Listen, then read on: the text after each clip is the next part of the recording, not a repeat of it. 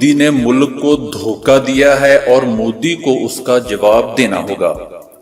دوستو، راہل گاندھی کا کہنا ہے کہ مودی نے مسئلہ کشمیر کی ثالثی کی بات کر کے ملک کو دھوکہ دیا ہے اور وزیر اعظم مودی کو اس کا جواب دینا ہوگا۔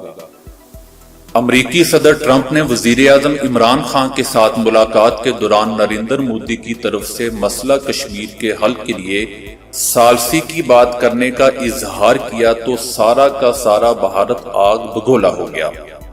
امریکی صدر کے اس بیان کے بعد مودی سرکار وضاحتیں پیش کر رہی ہے اور امریکی صدر کے بیان اور ثالث بننے کی پیشکش کو انہوں نے مسترد کر دیا ہے، لیکن اپوزیشن جماعتوں نے وزیر اعظم نریندر مودی کی طرف سے وضاحتی بیان کا مطالبہ کر دیا ہے۔ کانگریس کے رہنما منیش تیواڑی نے کہا ہے کہ ہم وزارت خارجہ کی بجائے مودی سے وضاحت کا مطالبہ کرتے ہیں۔ اس دوران راجیہ سبھا میں مودی جواب دو کے نعرے بھی لگتے رہے۔ راہل گاندھی نے اپنی ٹویٹ میں کہا ہے کہ اگر مودی نے ایسا کچھ کیا ہے تو ملک کو دھوکہ دیا ہے اور ایک کمزور وزارت خارجہ کی تردید سے کام نہیں چلے گا۔ دوستو، ادھر برطانیہ کے نو منتخب وزیر اعظم بورس جانسن کے آباء و اجداد نہ صرف مسلمان تھے بلکہ ان کے پردادا سلطنت عثمانیہ کی اہم شخصیات میں بھی شامل تھے، جبکہ بورس جانسن کی اپنی حالت یہ ہے کہ برقع میں ملبوس مسلمان خواتین کو خط ڈالنے کا ڈبہ یعنی کہ لیٹر باکس کہتے ہیں۔ بہرحال بورس جانسن کے پردادا کا نام علی کمال تھا اور وہ ایک صحافی اور سیاستدان بھی تھے۔ ادھر برطانیہ کے نئے وزیر اعظم بورس جانسن کا عمران خان کے ساتھ آخر ایسا کیا تعلق ہے کہ وہ ان کے ساتھ سیلفیاں بناتے پھر رہے ہیں؟ برطانیہ کے نئے وزیر اعظم کا پاکستان سے گہرا تعلق ہے۔ بورس جانسن کی اہلیہ کا آبائی تعلق پاکستان کے شہر سرگودا سے ہے۔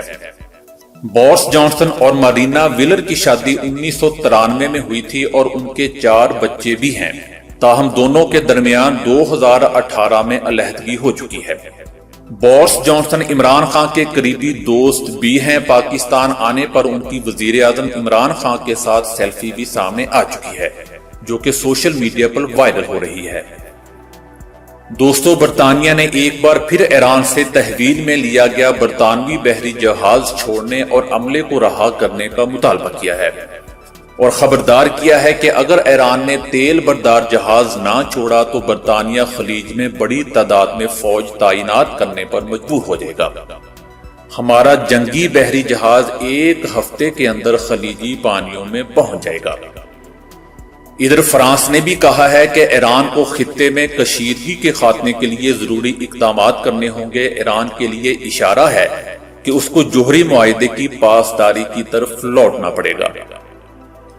دوستو، چین کے سابق وزیر اعظم لی پنگ انتقال کر گئے ہیں۔ ان کی عمر 90 برس تھی۔ سابق وزیر اعظم 90 سالہ لی پنگ طویل عرصے سے بیمار تھے۔ لی پنگ 1987 سے 1998 تک چین کے وزیر اعظم رہے۔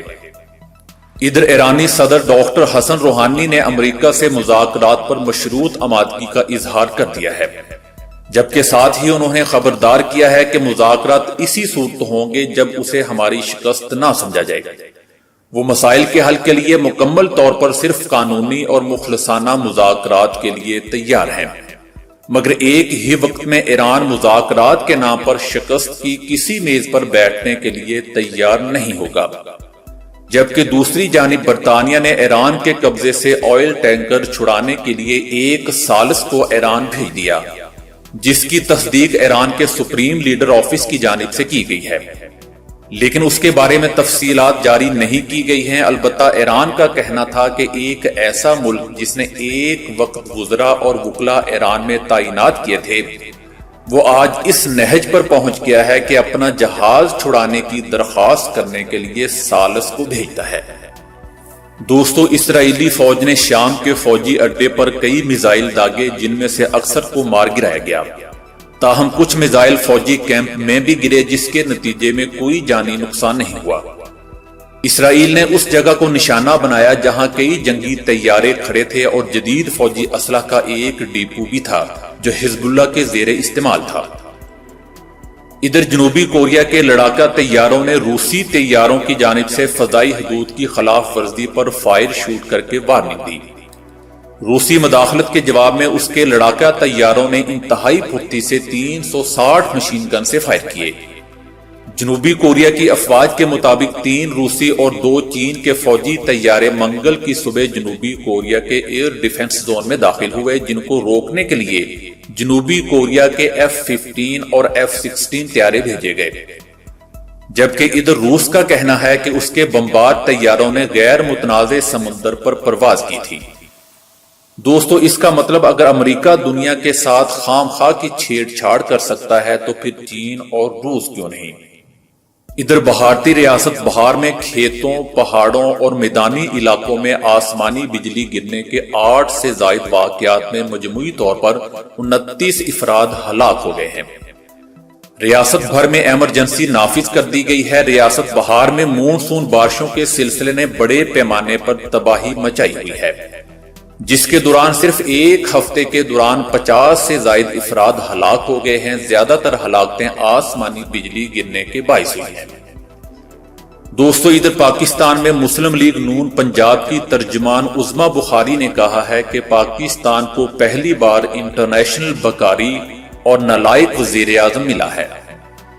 ذہنی مریض شخص نے ملکی سلامتی داؤ پر لگا دی ہے، اپنی انا کی تسکین کے لیے اداروں کا وقار بھی داؤ پر لگا دیا ہے۔ انٹرنیشنل بھکاری پہلی بار کسی غیر ملکی دورے سے خالی ہاتھ پاکستان پہنچ رہا ہے۔ پاناما سے اقامہ تک کی پوری کہانی کا ایک جج کی ویڈیو نے بے نقاب کر دی ہے۔ عمران نیازی نے 5 سال جس طرح جلسوں کے نام پر ڈانس پارٹیاں منعقد کی، وہ پوری قوم نے دیکھا۔ دوستو، اس ترجمان نامی عورت کی کسی بھی بات کی سمجھ آئی ہے آپ کو؟ کیسی کیسی چیزیں نون لیگ اسمبلی میں لے کر آئی ہے۔ ادھر پاکستان میں ملک میں آج رات سے شدید بارشوں کی پیشگوئی کی گئی ہے۔ محکمہ موسمیات کے مطابق بارشوں کا سلسلہ بدھ سے لے کر ہفتے تک جاری رہے گا۔ دوستو، امریکی صدر نے کرپشن کے خاتمے کی مہم میں وزیر اعظم عمران خان کی بھرپور حمایت کا اعلان کر دیا ہے۔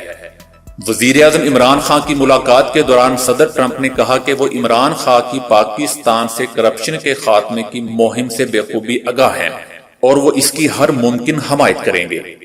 امریکی صدر ٹرمپ نے پاکستان میں سابق حکمران جماعتوں کے خلاف جاری انسداد کرپشن مہم کی حمایت کی ہے۔ انہیں پوری امید ہے کہ عمران خان کرپشن کے خاتمے کے لیے اپنی جدوجہد میں ضرور کامیاب ہوں گے۔ صدر ٹرمپ نے افغان مسئلے کے حل کے لیے پاکستان کے کردار کی تعریف کرتے ہوئے کہا کہ افغانستان کے معاملے پر پاکستان کے پاس وہ پاور ہے جو دیگر ممالک کے پاس نہیں ہے۔ دوستو، ادھر شہباز شریف نے کہا ہے کہ عمران خان کے دورہ امریکہ سے ثابت ہوا کہ وہ محض ایک سلیکٹڈ وزیر اعظم ہے۔ عمران خان نے امریکہ میں ٹی وی اور اے سی چھیننے کی باتیں کر کے ثابت کیا ہے کہ وہ نواز شریف کے خوف میں مبتلا ہیں۔ کاش وہ پاکستان اور اس کو درپیش چیلنجز پر بات کرتے تھے۔ ان کا کہنا تھا کہ عمران خان نے دورہ امریکہ سے کچھ حاصل نہیں کیا۔ ڈاکٹر عافیہ صدیقی کو پاکستان لانے کے دعوے دار نے امریکہ میں صحافی کو اس پر سوال کرنے سے ہی روک دیا۔ دوستو، مجھے لگتا ہے کہ اپوزیشن بڑی تیزی سے دماغی توازن کھو رہی ہے، کیونکہ پوری کی پوری اپوزیشن عجیب طرح کی تنقید کر رہی ہے۔ نیب نے چودھری شوگر ملز کیس میں مریم نواز کو 31 جولائی کو طلب کر لیا ہے۔ جی ہاں، بہت ہو گیا جلسیاں، اب ذرا نیب میں بھی ایک ریلی ہو جائے۔ نیب نے نواز شریف کے صاحبزادوں حسن نواز اور حسین نواز کی بھی طلبی کا نوٹس جاری کیا ہے۔ طلب کیے گئے تمام افراد چودھری شوگر ملز میں شیئر ہولڈر تھے۔ ادھر نواز شریف کی جیل میں بس ہو گئی ہے۔ نواز شریف کے حوالے سے ایک بات مشہور ہے کہ وہ مرغن غذاؤں کے شوقین ہیں، لیکن کوٹ لکھپت جیل نے ان کی مرغن غذائیں کھانے کی خواہش کو کچل کر رکھ دیا ہے، جس کی وجہ سے نواز شریف بھی اب اکتا چکے ہیں۔ نواز شریف نے ذاتی معالج سے جہاں پھیکے کھانوں کی شکایت کی ہے، وہیں انہوں نے یہ بھی بتایا کہ وہ اب دال سبزی سے بھی تنگ آ گئے ہیں۔ سابق وزیر اعظم نواز شریف کے ڈاکٹرز کے مطابق جیل کا ماحول نواز شریف کے لیے کسی صورت موافق نہیں ہے، کیونکہ نواز شریف کو گردے کی خرابی کا عارضہ لاحق ہے۔ ان کے جسم میں پانی کی کمی خطرناک ثابت ہو سکتی ہے۔ ناقص اور جیل کے کھانے بھی نواز شریف کی طبیعت کے لیے مسائل پیدا کر رہے ہیں۔ دوستو مسلم لیگ نون کی ترجمان مریم اورنگزیب کا کہنا ہے کہ عمران صاحب قدرت نے آپ سے ہر وہ بات کہلائی جس پہ آپ نے نواز شریف کو غدار کہا تھا، اور آپ کی ایک ایک بات نے نواز شریف کو سرخرو کیا ہے۔ نون لیگ کی ترجمان کا یہ بھی کہنا ہے کہ عمران صاحب مافیا وہ ہوتی ہے جو ہر مخالف آواز کو بند کر دیتی ہے، مافیا وہ ہوتی ہے جس نے عوام کی روٹی چھینی ہو، مافیا وہ ہوتی ہے جو کاروبار اور روزگار بند کر دے۔ دوستو یہاں پھر میں یہی کہوں گا کہ کیسی کیسی چیزیں نون لیگ اسمبلی میں لے کر آئی ہے۔ ان لوگوں کو نہ اپنی عزت پیاری ہے اور نہ ہی اپنے ملک کے وزیر اعظم کی۔ پھر یہ ترجمان کہتی ہے کہ ہمارے عجیب و غریب نک نیم لوگوں نے کیوں رکھے ہوئے ہیں۔ ادھر دوستو وسیم اکرم کو مانچسٹر ہوائی اڈے پر توہین آمیز رویے کا سامنا، عملے نے بیگ پھینک دیا۔ وسیم اکرم کو انسولین بیگ اپنے ساتھ لے جانے پر ہوائی اڈے کے عملے نے ان سے انسولین والا بیگ پکڑ کر پھینک دیا اور ناشائستہ سوالات بھی پوچھے۔ ان کا کہنا تھا کہ میں دنیا بھر میں سفر کر چکا ہوں، تاہم آج مانچسٹر ایئرپورٹ پر ہونے والے واقعہ سے سخت مایوس ہوا ہوں۔ مجھے کبھی اسی طرح کی شرمندگی کا سامنا نہیں کرنا پڑا۔ مجھ سے عوامی مقام پر انسولین بیگ نکلوایا گیا اور پلاسٹک بیگ میں پھینکنے کا کہا گیا۔ یاد رہے دوستوں کہ وسیم اکرم بہت عرصے سے شوگر کے مریض بھی ہیں۔ اس پر صرف وسیم بھائی میں اتنا ہی کہوں گا کہ یہ اپنے ملکوں میں ہی شیر ہیں، دنیا میں ہر جگہ سے یہ لوگ پھینٹی ہی کھا رہے ہیں۔